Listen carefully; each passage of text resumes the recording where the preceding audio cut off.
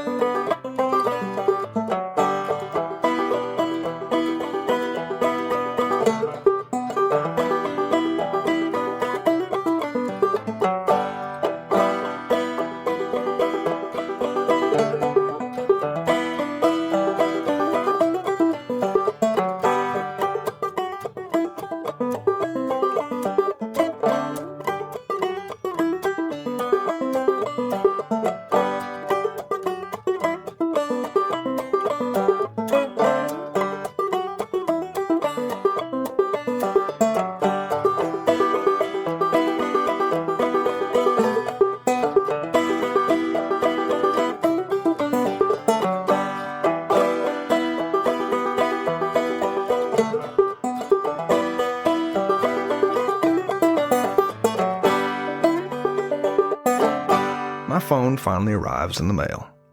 It's small, it's ugly, it's dumb, and it looks like it was invented during the Herbert Hoover administration.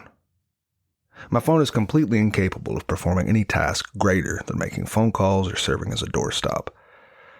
Hopefully, this will help cure my smartphone addiction. That's why I got this unadvanced phone.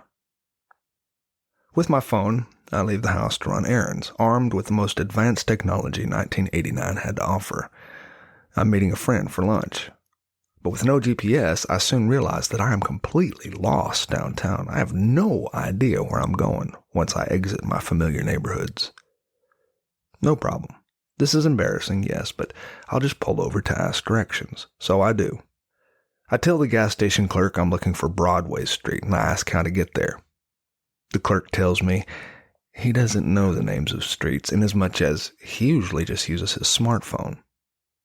So, we look up directions together on his phone GPS, and at some point the clerk stares at me and says, "Don't you have a phone?" "Not a smart one," I reply. "Dude," he says, and there's real sympathy in his voice. I arrive at the restaurant late, where a waitress tells me that I can find my menu by scanning a QR code. May I have a paper menu?" I ask. The waitress just gives me a bewildered look as though I've just broken wind in an elevator. You don't even want to know what they did when I tried to pay with cash. Next, I have an appointment at the ophthalmologist. I arrive early and the waiting room is empty. The staff is killing time by playing on phones. "You're in luck," the staffer says. "We had 2 cancellations today, so we can bump your appointment up 30 minutes and you won't have to wait at all."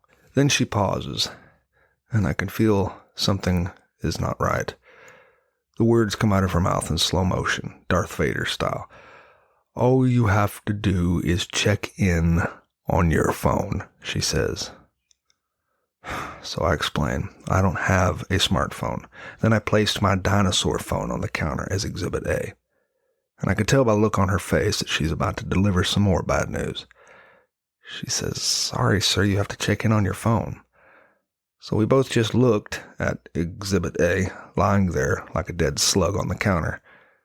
I said, "Well, okay, does anyone have a phone I could use?" She said, "We're not allowed to do that, sir." I said, "Well, could you just tell the doctor I'm here early?" She and her coworker exchanged grim looks with each other, and the woman shakes her head as though she's about to tell me one of my loved ones has been involved in an auto accident. She says, "I'm sorry, sir. An appointment check-in has to be entered in our system before being rescheduled." I said, "Okay, so let me get this straight. You're saying that there's an empty waiting room with no patients and the doctor is willing to see me early, but because I have no phone, there is nothing we can do?" Both of them just shrugged. So soon, I was alone in a quiet waiting room, reading a Woman's World magazine that was warped and faded with age. The page contained articles written around the time I was in 4th grade, as well as the remains of a spider who appears to have died of old age. And I'm wondering how long I'll be able to make it in this modern society without a smartphone. I got lost twice on the way home.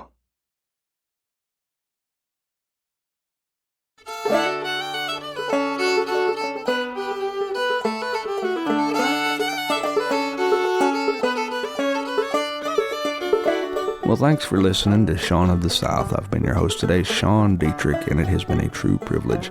To find out anything more about what I do, you can visit SeanDietrich.com, or for those who are not particularly good spellers, you can visit SeanOfTheSouth.com, and there you can find out all sorts of information that you didn't know you didn't need to know about me. And while you're there, I hope you take the time to drop me a line. Tell me what's important to you. Tell me what's going on in your life. I'd like to hear it. And in case anyone hadn't told you today already, I love you. Now go say that to somebody else. Have a great day.